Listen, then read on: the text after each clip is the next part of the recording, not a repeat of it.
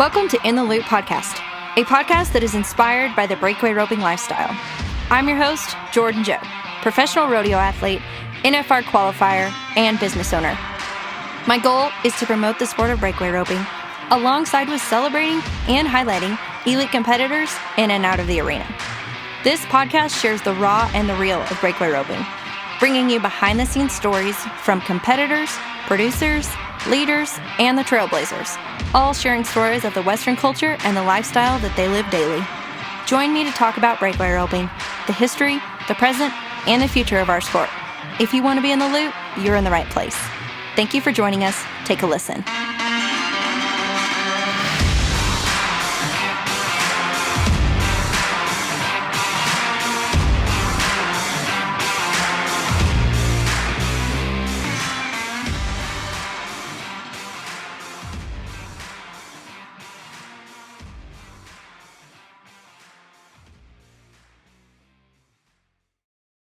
Today's show, we have if you couldn't hear, the lovely Kayla Bennett on the show, and we have the lovelier Jordan Jo Hollabaugh. We are chatting all the things, mentality, mental game, physical game. What are we doing on the road, getting ready for the summer? I've been working with both of these athletes for a few years now. So we have had lots of trial and error. We've found some things that work, some things that don't work. So we're going to kind of go over all those things and, maybe what y'all would have done differently in those, or what you will do differently, this year. Starting it off, how's everyone feeling? You guys Bennett's been on a little downtime. Jordan, you just moved. You guys have been going. We'll let Jordan start. Why don't you just fill us in, kind of like everything that's been going on? So it's been pretty crazy this last month. We finished up the winter run, and then my husband and I made a huge change, and he retired from coaching. I think he coached like a combination of 20 years as a rodeo coach, and we decided that we're going to start a new chapter. So we are doing all things rodeo, and he's my full-time manager now, so we'll see how that goes. But yeah, so we moved to Springtown, Texas full-time. We've just kind of been regrouping. I didn't go to the California run because I felt like I was herding cats. So yeah, we got all that stuff taken care of, and I officially got moved May 1st, and my stuff is still in boxes, and I'm just walking around those trails, and I think I'll unpack it in September. So yeah, it's been good, and going that from there. About right. That sounds about right. I can relate to the whole packing thing. We're packing our whole house right now. I'm currently doing not even a room a day, like a half a room a day, because I realize the way that I do things, if I do it, I'll be all packed up and we'll still have 2 weeks here and I won't have anything to get to use. So I'm trying to really, really pace it on the packing thing. But that's great. I'm excited for y'all's new chapter, and that's really exciting. And Bennett, how's it going for you, buddy? What have you been up to? I know you went and got some treatment done. We talked about that on the last show. How you feeling after that? Really good. Yeah, I went and didn't have the greatest winter run, so kind of had to regroup, come home, get healthy, take care of my body. I feel really good ever since the trip to Tijuana, and just been busier than crap trying to get this place ready before I leave. Yeah. Anybody that travels as much as we all do, like freaking, if you don't get ahead of the yard work and the ground and everything, it's going to come back and be a mess. But yeah, it's been really good. I feel really good. Fixing on hitting the road tomorrow. I'm going to go to Reading and then up to Cloverdale and kind of start kicking my little summer run off. And I'm excited. Yeah. Heck yeah, dude. What did you learn from this winter? Like, what do you said it didn't go very well. And I think we chatted a few times throughout that. And at the end, you came out, you had a pretty good idea of what was going on. So were you fighting equipment? Were you fighting your body? What was going on? We always tend to blame either a horse or equipment, right? And ultimately, I think when I sat down and realized kind of what was going on, it was more just me. I wasn't feeling good. I wasn't healthy. I just didn't feel myself. I didn't have the energy, didn't have the strength, and kind of had some health issues going on there. So I think one of the biggest things I learned is, like, I tried to push through that.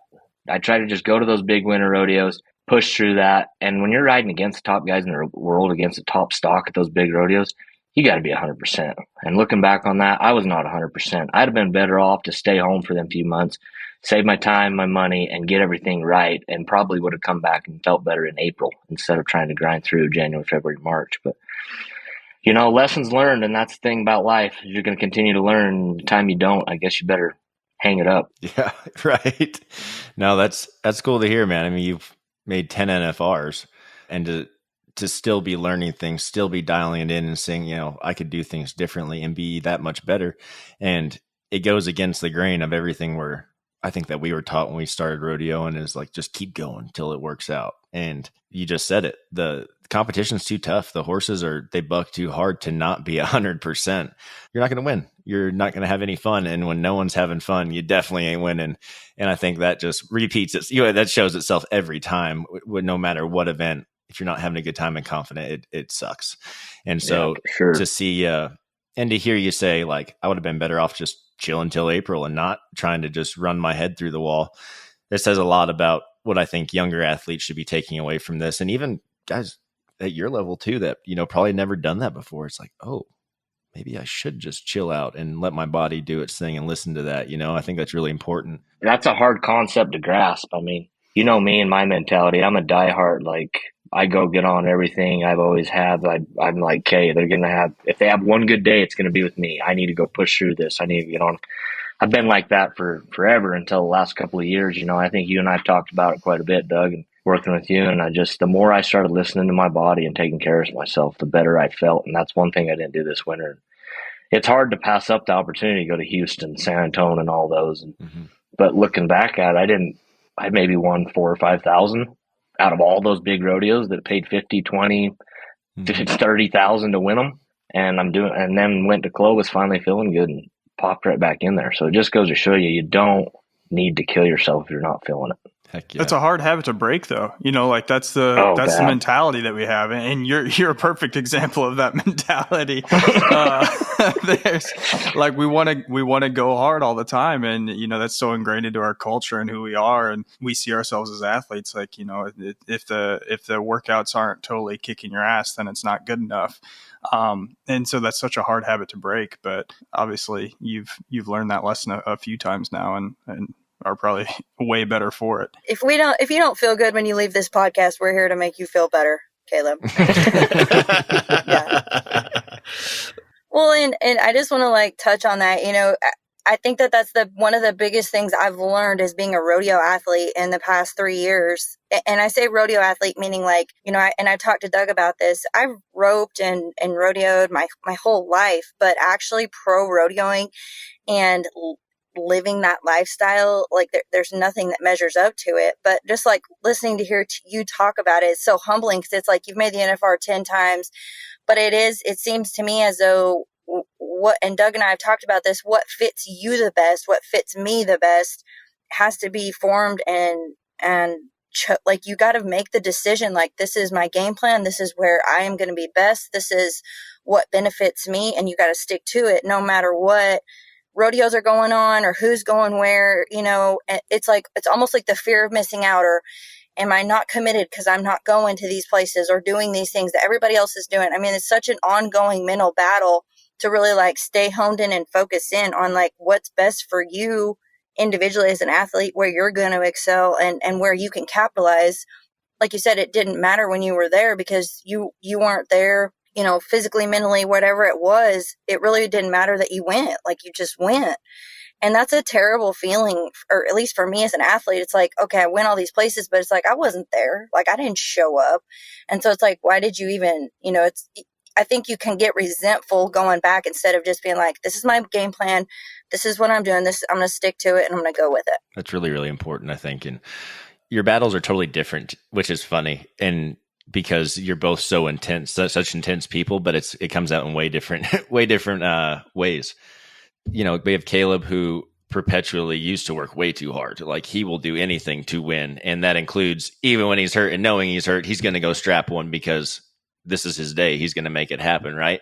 And sometimes it doesn't go that way. Most of the time it doesn't go that way when he feels like that. So he's learning how to manage that, and that I need to listen to myself. And Jordan, you're on the opposite spectrum where this is more kind of like a mental thing that you go through, and that you are so badass, and when you start doing well, you like automatically put pressure on yourself, right, to do better. And that was me, dude. 100% that was me. And I would like self-sabotage the living shit out of myself because I'd have one good outcome and it's like, this next one, I got to do this a little better and really focus on this. Oh, and that too. And then you're going to be even more. And then I'd get fucking two jumped and be like, what just happened?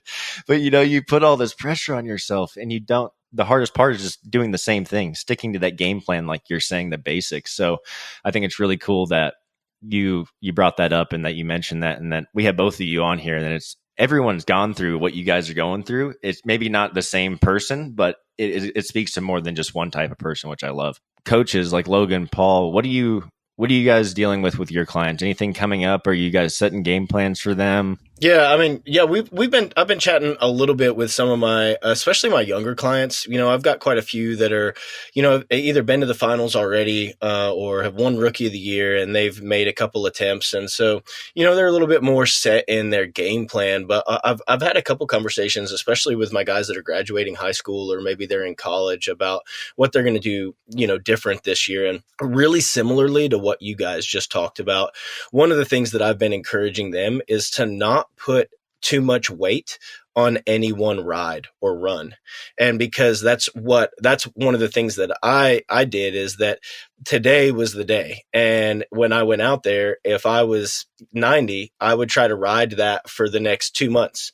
Or if I was 67, then I should pack up my stuff and go home because I'm obviously not cut out for this, instead of just allowing that to just be a day in which I didn't perform and take that opportunity to make it better the next day. And so allowing them I just encourage them to zoom out and don't look at, this summer run or this next horse or bull. Look at it in the lens of your career. How much did it really matter? Probably not very much. And it's another rodeo for you to give an opportunity, but it's not going to make or break your career in any way, shape, or form. And just trying to give them that perspective. And so I think that takes the pressure off, like you guys were saying. Yeah, and kind of similar to, just echoing basically what y'all are saying, is something that I've been dealing with several clients, and I feel like this is probably the most popular one, especially with that age group that Logan's talking about. They want to fall into that same pattern that Caleb did. And like my challenge to them is like, learn from somebody else's mistakes. Like, that's why we have this podcast with these guests and stuff on here, is like, we want you to learn from others' mistakes so you don't have to make those mistakes yourself. And like, they think, okay, well, a little bit of working out's good, so more must be better. And they have this really, this go hard mentality. And it's like, okay, well, you're busting your ass in the gym. How often are you working on your skill development? It's like, well, like, I get on my spur board when I have time. It's like, that's not going to cut it. Confidence, when we're talking about the mental game, confidence is the product of your mental preparation, your physical preparation, and your skill development. And so like, if you're not working on all three of those things equally, you're not going to be in the mental state that you want to be when you show up on game day. Mm-hmm. That's a proven fact, man. And I think for younger athletes, especially, like, just because it's the summer and you're rodeoing, younger athletes are not going to be rodeoing. We're not talking about full-time going for the NFR, like rodeoing every day. But if you're going to weekend rodeos, Friday, Saturday, Sunday, Thursday, Friday, Saturday, whatever, Tuesday, Wednesday, Monday, you have time to be getting on the spur board, getting on the spur magic, getting on your buck right, roping the dummy, like getting the practice runs in. And, you don't have to go kill yourself on them, but getting those quality reps in and continuing to work on them.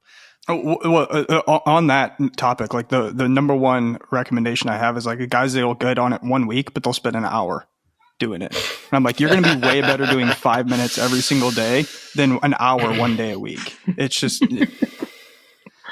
Well, and like, no, okay, so I read that book, The Atomic Habits. I don't know if you guys have ever read that, but it was really good for me because it was just like what you're talking about, Paul. Like, I have so much going on in my day, and I tried to prioritize it from, okay, I'm running my business. I am also running my roping business. I am having I have all these things going on. So how do I make time for all of them? And so if I would miss a workout, or if I would miss, getting a meeting in or whatever, then I would just be like, oh my God, I'd wasted all this time. Like, it was like shame and guilt, instead of just being like, giving yourself grace and just saying, okay, I didn't get this in today. Could I give myself 5 minutes? So now I'm like, okay, I'm not going to have time to get a 45-minute workout in today, but I do have time to do 10 minutes of mobility. So I get that in, and then it starts my day. And then like giving yourself grace of, okay, I don't have time to rope the dummy for an hour today, but can I get 10 good quality reps in?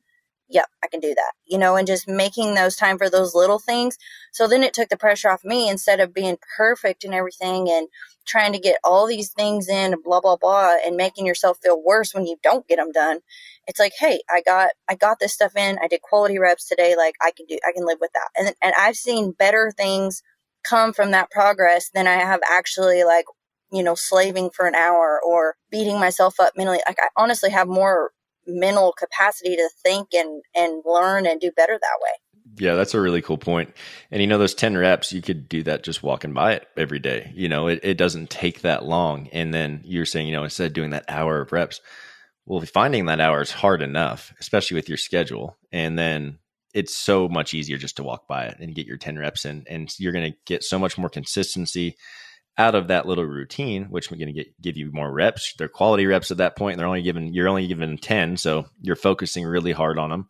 That hour, it's diminishing as you go, the quality of rep. Usually you're getting tired. And it's the same thing as you shooting my bow. I would guarantee like my shoulders are done after, like 10 shots, 20 shots.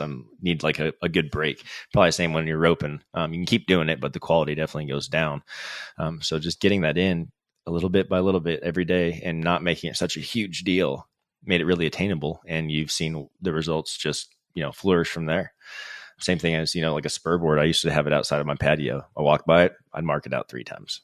Just like really lift and really pry, close my eyes, visualize for a second. All right, on to the next thing. Let's go. Well, little by little, I made that a really strong habit. So started paying off when I was getting on again. What do you work on, Bennett? You still to stay like tuned up in mid-season? I mean, you're getting on a shitload of horses, so. Yeah. I mean, really, it depends. If things are going good, then I just stay focused and feed off of each good ride mentally. If things aren't, then that comes back to a regroups. You got to break it down. Okay, is it my equipment? When was the last time I switched riggings? When was the last time I switched gloves? Is it me? Is it the horses I'm drawing? Because, we got fingers and ways to point at fingers at everything, but each one of those variables kind of comes into play with your performance, throughout the summer. And knowing when it's equipment or horses or yourself, that's what gets hard. Because that's what can mentally just mess with you and get you all worked up, and then it all goes to hell in a handbasket. No, kind of on that topic, with the spur board, like that's one thing. When I'm home, I have to go around it to even get to like my dumbbells or kettlebells or anything in the gym. So like there's been days like I've been trying to incorporate it in my warm-ups, maybe at the end of a workout. And I'll be like, maybe not today, and I'll walk past it. And then halfway through my warm up, because it's just right there in my face, I'm like, okay, I gotta do this. So like putting those, your spur boards or your rope where it's, within arm's reach when you're always going to go into that room or always going to do that thing outside or whatever it be, it's just going to sit there. It's like tying a string on your finger to remind you about something, like it just nagging at you. It's like, okay, if you don't do this, you're going to feel like crap. So just get on it. 5 minutes, whatever, 2 minutes, So, but that's kind of my main deal. That's kind of where I stay focused with. Really for the summer on, the main thing for me is staying mentally and physically strong. Eating right, taking care of myself, making sure I get, them pretty much those light body weight band workouts we do all summer long in season, and that added mobility. Like I try not to miss a day, because when I do, I feel it. And then I feel it mentally, so like it has a double effect in my opinion. And I think staying on top of your nutrition, the way your body feels, only helps with the mental side of it. And then if you're riding and doing your job right, just feed off of that. Like I've always just run those good rides through my head time and time again. One goes bad, I've always just smiled and I'm like, okay, today wasn't my day. Tomorrow I'm going to pick right back up where I left off, and that's winning. And that's the kind of stuff you just got to repetitively run through your head, because you're going to have bad ones. But even guys get on a roll, and even when they get on a roll, they have a bad one. Like it just happens. It's rodeo. Move on to the next one. Question for you guys, and this is probably a girl thing, because my husband, when I ask him this, he's just like, what? Okay, so when you do good, and like you guys are talking about those wins, and you're building off those wins, I tend to want to be like, okay, yeah, I won, but I could have done this and I could have done that. Like, I feel sometimes like you get into this striving perspective, and instead of being able to celebrate the win, leave it there and build off of it, I tend to want to pick it apart and try to keep doing something better. So in your guys' experience, how have you used those wins to build off them and continue to sharpen your skills, but not tear yourself down to where you're like, well, it wasn't even good enough. Nothing's ever good enough. Every win's different in this sport, which is the cool thing about it. Like, there's no win that's exactly the same. Like, you might win by the same score, but like the horse isn't the same. The competition, their horses, their calves may have not run the same. Like, everything's different. And what it comes back to, and this is for me, and I haven't won any huge rodeos, but I've seen a lot of success in it in CrossFit and things like that. But I say this to both of you all the time, but like, you just keep those basics, perfecting the basics, because the basics are what get you through no matter what that animal does, no matter what the event is. I'm going to go back to bareback riding. If you're lifting on your rigging, setting your feet and tucking your chin, it really doesn't matter what that horse does. You're going to spur them well. And on that day, if you matched up and the other guys didn't, you're going to win. And it may not have been the best matchup. Dude, how many times, Bennett, you've been on and you get off, you're like, that felt so shitty. I'm about to be like 50 points and they'll be like 87. And you're like, what? Yeah. And you just like, oh, all right, yeah, I'll take it. Go on. Yeah. But like, cause you're doing the basics perfect. And sometimes they just feel like shit. And sometimes I'm sure you rope one and you're like, whew, that wasn't what happened. You're like, oh, I won second or I won first. Like, that, cool. The whole pin might've been like that. And I think that's the hardest part, is you on that aspect of like, I think it's so normal for anybody that wins to want to do better and think that they have to continue to do more, when really the hardest part is doing the same things better and doing those basics things better and continuing to do the work you're already doing. Nothing changes. Just keep working, because there is a point where you just can't do more. Like, it's too much, you're making it too complicated. Well, I mean, Caleb already kind of alluded to all the different variables that there are in rodeo, and obviously the rough stock's a judged event, so maybe even add an extra variable in there for that. But even in the timed events, like there's multiple variables, and so I think it really comes down to analyzing your outs and understanding what your boxes are that you need to check that are your fundamentals. Like, okay, and then maybe score them, like on a scale from 1 to 5. Like, okay, I did this at a 4. I did this at a 5. I did this at a 4. Okay. Like, that was a good run. Like, I did what I could with the environment that I was, given. And if you're, on the low end of some of those fundamentals, like you did not perform them to the way that you wanted to, then yeah, maybe there is room for improvement. But I think like honestly analyzing and not just looking at it from like your emotional perspective and saying, oh, well, that didn't feel my best. Yeah. And then acting off emotions, but like actually looking back and analyzing it and having, putting data to it and understanding that, okay, when I look at this objectively, I did do those things, at a 4 out of 5. And so there's really, that's good enough. Like we can continue to work on those things, but they were there. I like that keeps it really simple still, even when you're dissecting it, because you're not saying there's 4 things that you're looking at. And if you didn't do one of those things, the next run, it's so much easier to be like, I need to make sure I'm not sitting on my ass when I leave. I need to be driving out over in front of them, whatever it is. You can focus on those things because the other 3 things are already ingrained in your head. And I've really seen that when I'm shooting my bow, is like, I'll be doing something wrong, but I'll dial in on the one thing it is. My body naturally does all the other things because I've trained it to do that. And I can really focus on that one thing and it goes well. But in the beginning, it didn't work like that because I wasn't trained. Like, it was, hope in one hand, shit in the other. It was kind of, it didn't work. Well, when we're explaining an exercise to somebody, if you give them all of the cues for that specific exercise, they're not going to do it right. They're trying to think about too many different things. Mm-hmm. But if you can watch them do one, set of whatever reps, you see the one main thing that they need to work on, and you give them that one cue, that next set's going to look 100 times better because they're only thinking about one thing. Yep. And by doing that, you find the win. Part. You know what I'm saying? It's not always a winning of the actually like coming out on top of the leaderboard. You're always looking for the win. And if you can check those boxes like you guys have talked about, then it's a win. then it's like, hey, whether I was 72, but I checked my boxes and it was stock or it was whatever, but I checked my boxes, then you can find the win, whether you're working out or whether you're shooting your bow or whether you're at a rodeo.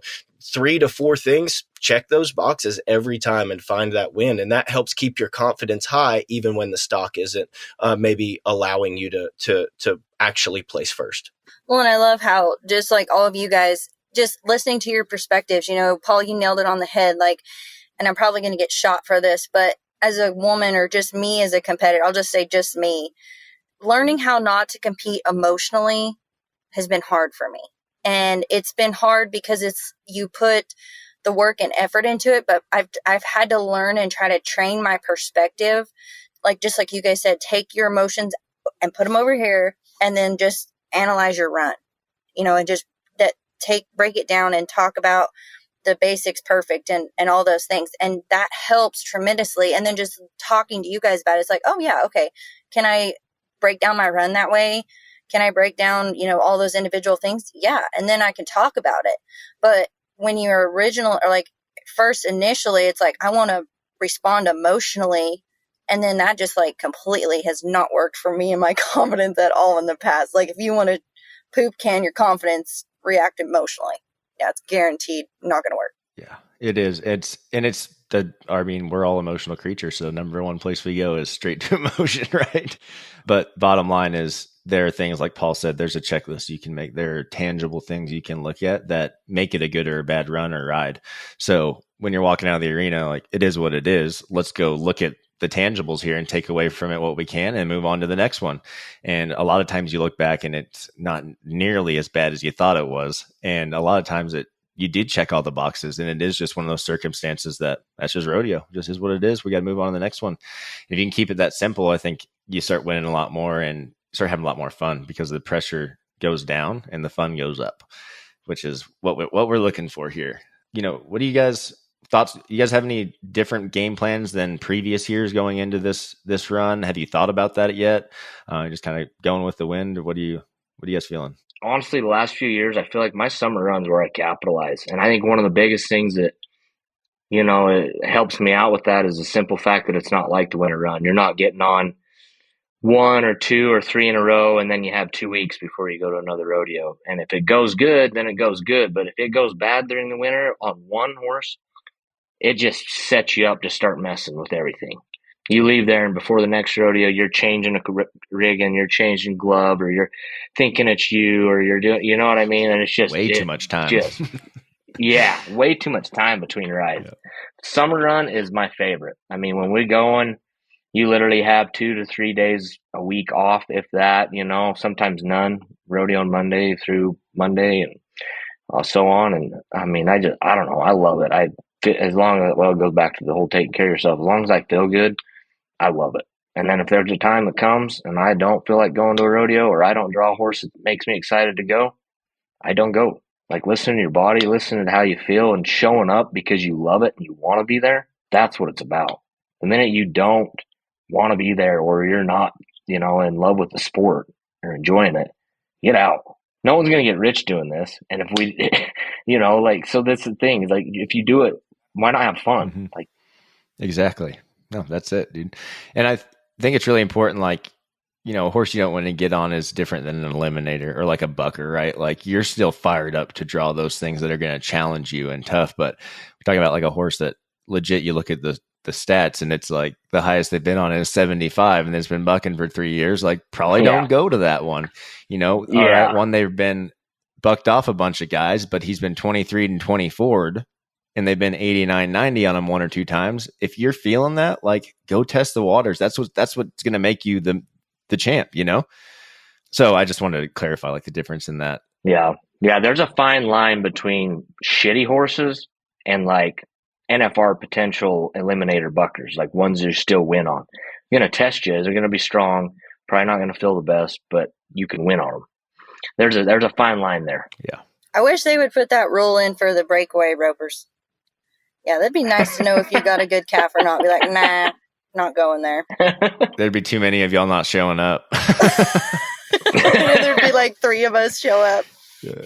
See, they're begging bareback riders to come to the rodeo. You guys have just overrun the rodeo. So yeah, they have to limit the breakaway now because we just continue to come. Like, where is everybody coming from? I love it. I think it's going to be huge for rodeo. I think breakaway is going to be giant just to see the growth alone and what it's done just so far. Just a handful of rodeos adding it. It's probably one of the most competitive events out there right now, like to be in the top 15 for sure. Hardest event, I'd say, is probably one of the hardest events to make the finals in right now. Same thing, because it's so competitive, it's so fierce, and you have to do everything you can in your power to separate yourself from the pack. And I think you're a perfect example of that. Everything you do, just talking about your habits today, and you're constantly trying to make yourself stronger, mentally stronger. Like, it's all going to come together, and when that happens, no one's going to be able to keep up. And that's what we're trying to achieve for everybody, right? Or not everybody, but a big amount of large amount of people would be really cool to show those skills to and watch them develop. And the thing I love about both of you guys is this isn't an overnight thing. Y'all, like I said, I've been training you for years. This has been a long time in the works, and it continually is getting better. And you guys have been doing this a long time. So that should show any young athlete, anyone that's just getting into this. Like, you start working now, sky's the limit, especially in this sport. Like, it's wide open. You get to make it what you want. And if you can start preparing yourself and doing all these things that we're talking about and wish we would have done when we were younger, you're going to excel. Probably like in a way nobody else has. And that's totally achievable right now. And I think we're going to start seeing that as the generations start changing. We're going to see some new people coming up and breaking records and things that will continue to excel like that. Guys, you guys have anything to finish this up? Logan, Paul? Nope, I think they nailed it. Yeah, I think this was awesome. I hope anyone listening, if you want to be a professional rodeo athlete, I hope you had the notebooks out for this one and took some notes. If you guys have questions, like, shoot us a DM. I'm sure both of these people I know would be more than happy to answer any questions that you have. If you want to get into breakaway roping, if you want to be a bareback rider, they can both. And please make sure that you ask Jordan about the breakaway roping and Caleb about the bareback riding, or else things could get really confusing. But I don't know. I mean, I probably have some good tips. She's been around a while. She's studied all of this stuff. Yeah, she does. I know you do watch the rough stock events. So the rough stock are my favorite. Honestly, the horses, that's been one of the coolest parts about rodeo, is like getting to learn not just human athletes, but these horse athletes. It's amazing to watch them come along. And Greg Beneclausen is a huge part of my program, and all those horses are there all the time. And so I've kind of got to get to know them and learn their styles. And I will have to say the barebacks and the broncs are something I walk up to the fence and watch for sure. So that's cool. If you need me to pull your flank strap or anything, Bennett, just holler at me. Okay, I'll keep that in mind. We need to teach her how to pull a rig, and that would be the best thing ever to see. I was going to say, don't tempt me. The next time I see you, I'll just get you back there to pull me down. I think the next Benny rodeo you go to, you should have her flank for you. For sure. The next Benny rodeo, she'll do way better than that. I'll flank for you, and you push my calf, and we'll call it good. There we go. Teamwork. Mm-hmm. Hell yeah. Yeah, for real. Look at that. Champion Living fam just coming together. Love it. As one. Yes. Oh my goodness. We need to get some bulldoggers on here too, because they're the best pushers ever. I used to freak out. They'd look back at you while they're pushing, and I'm like, don't look at me. I'm looking at the calf. Stop looking at me. But they will get those things out of there. So I'm interested to see what your bareback riders have for the breakaway ropers. Mm-hmm. He's going to try and set his feet in its neck when it leaves. He doesn't know what to do. I'll probably be like Tommy Boy when he goes to tip a cow over and just slip. Go to push that cow out, slip and face plant it in the shit. Oh, I love that movie so much. That was the greatest mental image ever. Oh, thank y'all, everybody, for being here. Listeners, thank you guys for listening. We got to thank our sponsors, Beastmaster Rodeo. They are the premier rodeo gear company in rodeo. Check them out, beastmasterrodeo.com. Use our discount code ChampionLiving, all one word, going to be uppercase, going to save you 10% on all their products, guys. Until next time, we'll catch you later.